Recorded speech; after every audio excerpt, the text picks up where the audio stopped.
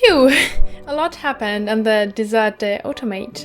And the first announcement for 2022 is the port of Klap. This very surprising port contains the original game and the fan disc, and so far it doesn't seem like they added anything else, though I might speculate they voiced the former unvoiced short epilogues. In the original game, you end up as a teacher at a school for yokais, creatures that can turn into demons when they are too emotionally enraged. As a teacher, it is your duty to prevent this by spanking them.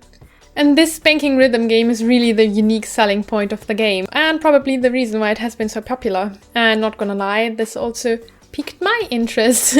But apart from that, it is hilarious and a fluffy romance, with a bit of a story but nothing too angsty or tragic depending on the routes. And this game is more weird than anything. The FD, of course, continues with the lovely after stories, but there is no need to spank your husbandos anymore. The minigame still exists, but is no integral part of the story. There's an if story with cute humorous interactions, and another story where you can swiftly date two sub-characters, but considering the shortness of their route, it's nothing too spectacular. So the fan disc delivers on what you would expect, except that the art wasn't made by the same person who made the original game, and so the style slightly differs, but I personally wouldn't be too bothered by that. And we must not forget the stellar voice cast. You practically can spank the half cast of the Pio Fiore game, including Gilbert, Young, Nicola and Henry. So I'll probably make a review about this game after I finish Pio Fiore 1926, as I long to continue this wacky game.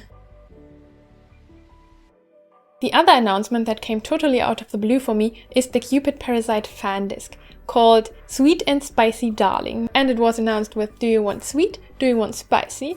We give you both." Though the trailer seems to suggest there are more sweet LIs, including Gil, "Let's live together," Yuki, "I'm already 20 years old, don't hesitate," and Peter, "Becoming a married couple with you, I want to be with you forever." And then the more spicy guys, including Shelby, "I am the happiest in the world," Raoul, "Yes, she is my goddess," Alan, "Never let go of this hand," and there's also an ominous additional character we yet don't know, and he is marketed as actually combining sweet and spicy, but not sure what that is supposed to mean. I can imagine his to be an alternative storyline, similar to Pio Fiore, where you have the after stories of each character and the alternative after ending. Or maybe like an if story, he might be a new parasite you have to get married. And I think this theory might be backed by the Cupid Parasite blog, where they said that a new donut shop opened and that case 6 might not have been the last case. So maybe this guy has something to do with this donut shop and is our next parasite. They also said something about a new Parasite House episode, but I'm not so sure about that. But they described the game as a chocolate-covered roller coaster, so quite similar to the first game. And they also said the production just started. So though the trailer said coming soon, it didn't state 2022 specifically like the other trailers, so I think it's likely to only expect the fan disc coming out next year. But I'm definitely looking forward to this fan disc. Again, fan disc, no sequel. So it will surely focus on fluff, and I'm sure we'll be in for a sweet and spicy treat. And another fan disc was announced, and that's yet another Hakuouki fan disc, a fan disc to the other available fan discs. As far as I understood, they made it a habit to make special fan disc for the different characters, and this is one of them. The Hakuouki fan disc scheduled for 2022. Now coming to the totally new announcements, and the first one was Fortune Princess and the Knights of Bad Luck, going to be released in 2022. In a world where your life is determined by your month of birth. The MC is the third princess of this country, and on her 16th birthday, knights get assigned to her. And these knights are Joseph, a prince of a ruined country. Should I prostrate in front of the princess? Don't worry, step back and I will be your opponent. So I think he's like chivalrously protecting her in a fight. Then Adel, he's the eldest son of a super poor farming family. "I haven't eaten anything yesterday, I'm starving. Look at me fighting."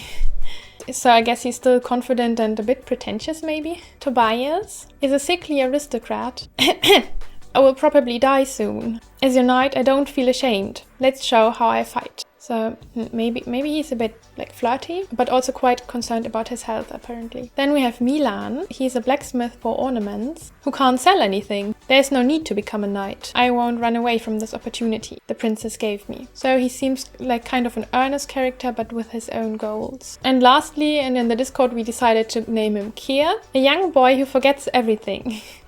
As I will forget everything by tomorrow, I have to write it down. You know, there are things only I can do. Despite of his forgetfulness, he still seems confident in his fighting abilities. The scenario is written by the same person who also wrote the scenario for Tokeiji Kake no Apocalypse and Charade Maniacs. And while Tokeiji Kake had a bit like mediocre reviews, I think Charade Maniacs is praised for its twisted story. The director also directed Hanayari, what is good because it has been popular with many ports and also an FD, but she also directed Meiji Katsugeki Haikara Ryusei Gumi, and that's the Otome game I know with the worst reviews, and that is sold for less than 2,000 yen on Amazon Japan. So yeah, so we'll see how that will turn out. But considering the character descriptions, I certainly expect a very funny game that doesn't take itself too seriously and not with a too deep story, I would say.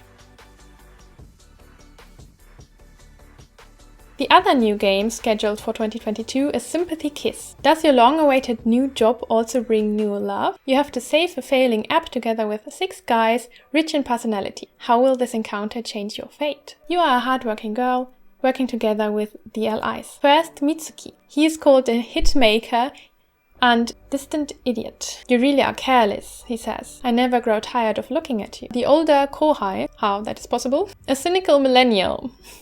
Senpai, does this question have anything to do with work? Then Yoji, the devilish superior and clumsy tsundere. You're hopeless. If I don't teach you patiently, you will mess up. Rokuro, he's the future president and perfect prince. You're working too much on your own. I want you to rely more on me. Nori, a gigolo who depends on other women financially. Kind of reminds me of Shion in Variable Barricade. And he's described as a cashmere man, I guess like high quality softness.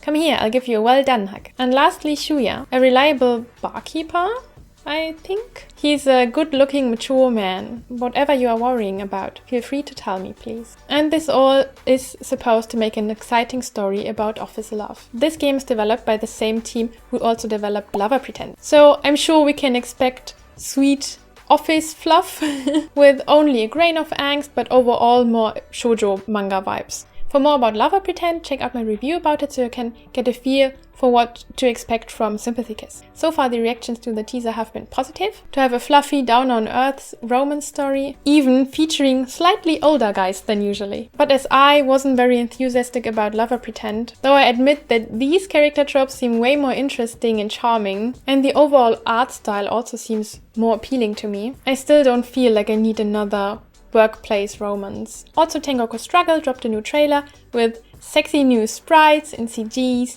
and the MC, who kind of reminded me of Himeka, but she wears glasses and all seem like very friendly and likable. And of course, the Birushana Senki fan disc is right around the corner. This and the next announcement video feels a lot like a group project with people from the Discord, like Ash, Diana and Nora, also Tao for emotional and creative support, and Mac, Ndirie, Nana, Hani, Alika for translations and everything. Thank you so much for being there, for helping out, and for sharing this passion together. For other news about Even If Tempest, you can check out my video about that. And I can also recommend Radiant Tale if fluffy circus fairy tale sounds interesting to you.